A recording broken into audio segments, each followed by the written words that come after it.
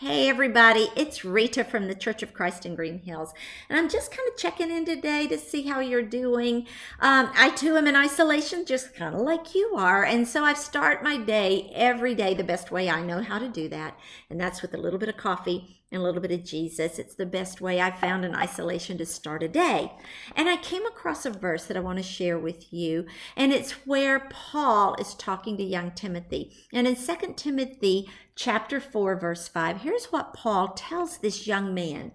He says, Timothy, be watchful in all things, endure afflictions, do the work of an evangelist, and fulfill your ministry. And I thought that is exactly what I needed to hear today, because part of me feels like this isolation bubble we're living in is a waste of time.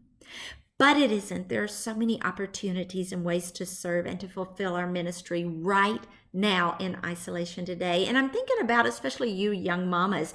It says, be watchful in all things and endure your afflictions. Oh my goodness, does that not apply to you?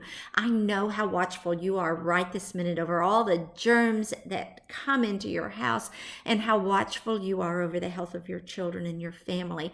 And I think about afflictions. You know what? A lot of you mamas there are online trying to work and trying to homeschool at the same time. And I'm just going to tell you, homeschooling is not for the faint of heart.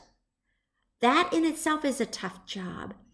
And then it says, do the work of an evangelist. And at first you think, I'm in isolation. How can I evangelize? You know what, mamas, especially, God put you right there in that home with those children. Every word you speak is part of your evangelizing them and showing them the love of Jesus and leading them to Him. And then the last thing Paul says is, Timothy, fulfill your ministry. You know what? Our ministry right now is within the confines of our home. And you, I know, will find ways to fulfill that ministry, to teach your children, to reach out to neighbors by phone, to write letters of encouragement. You know, if you're homeschooling your children, it might be the perfect time to appreciate your child's teacher and let them know. There are many ways to fulfill your ministry, and I know you will actively seek those.